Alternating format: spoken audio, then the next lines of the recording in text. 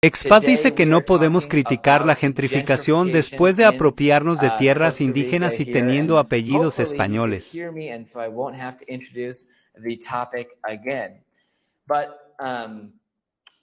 Really what I want to go about doing today is actually talking about how people talk about gentrification in Costa Rica. And generally speaking, people talk about it by just getting into a rageful fit and saying, oh no, it's absolutely bad that foreigners, aka gringos, are moving out to the beaches and making some places like Nosara and Tamarindo unaffordable for local people. So first and foremost, I want to go back and talk a little bit more about Guanacaste's history of gentrification. And one of the primary things I want to point out is that a lot of times you hear people complaining about gentrification who are local Costa Ricans who are themselves the beneficiaries of the entire country's appropriation from the original indigenous populations. I mention it pretty often whenever this kind of topic comes up, but I get pretty aggravated to hear people who are indignant about foreigners moving into their country when they have last names that are from the hacienda system that was set up by the Spanish colonials here to take land and exploit it. So really, Costa Rica was home to many, more than a dozen different distinct indigenous cultures before Europeans came here in the first place.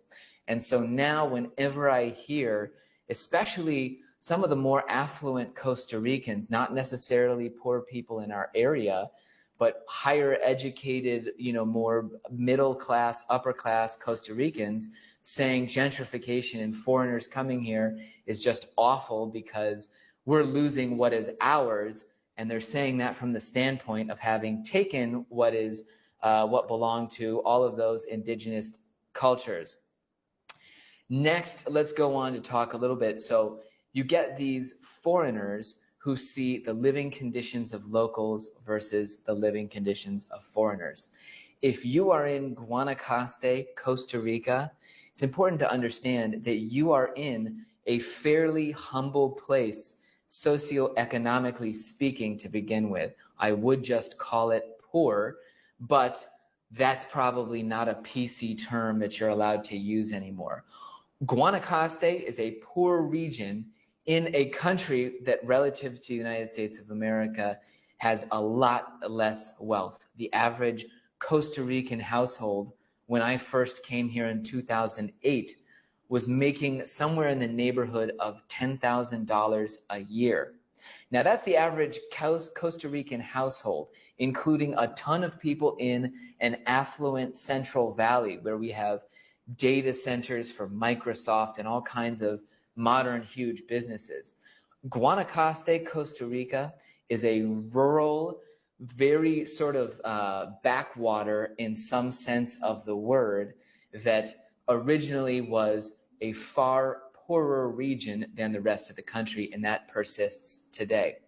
So if you're in Guanacaste and you see people with these very simple homes that are just tin, wood, dirt floors, etc., these are the homes that people have largely been living in for the last century.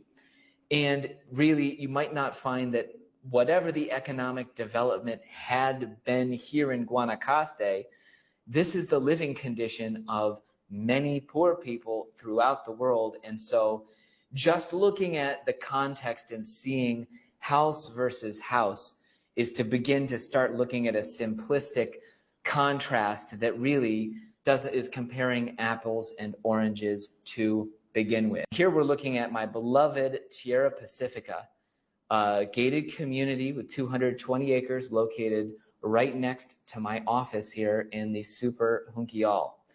The entire Tierra Pacifica, plus the land next door to it, used to be a cattle ranch that looked a lot like this. In fact, Tierra Pacifica used to belong to this chunk of land that I'm circling with a mouse now, and the entire property used to look entirely like a cattle ranch, with just scattered shade here and there for mainly allowing pasture grasses to come in.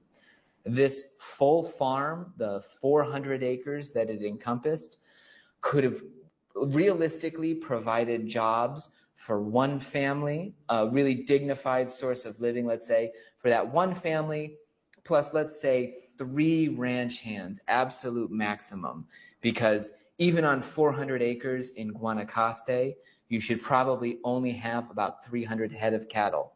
So previously in Guanacaste, this 400 acres was a bare ranch supporting just 3, 4, maybe 5 people with agricultural jobs.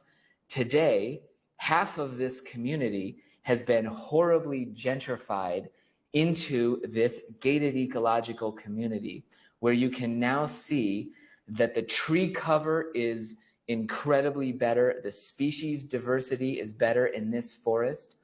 This community itself provides 10 direct full-time jobs. Those have benefits, which usually agricultural jobs don't. Those 10 jobs are just literally the operating staff for the community. You also, that's not touching on construction. That's not beginning to estimate the number of cleaning ladies, the number of rental managers, the number of landscapers, etc., that are now working within this 220 gentrified acres next door to a bare cattle ranch that still represents exactly what Guanacaste or huge stretches of it were 40 years ago. So if you hear people crying wolf that Guanacaste is just utterly being destroyed by development, they have something to say. Absolutely. Gentrification isn't that great, and you do have negative effects, but it's a much more complex picture in an area of the world that used to be extremely poor and humble, where a lot of people are really just trying to figure out how to make a living. And to be honest, in an area where a lot of this beachside land that was previously either farms or marginal small homestead land, really some of that has been transformed into the region's new economic engine. Feel free to leave comments and questions.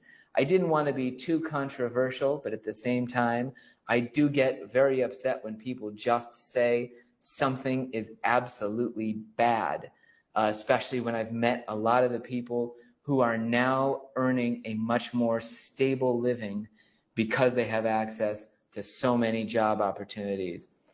As always, a pleasure. Thanks very much for joining me. If you want to know more about moving to Costa Rica, if you're buying in Playa Tamarindo, be sure to send me an email to matt@cbpacificrealty.com.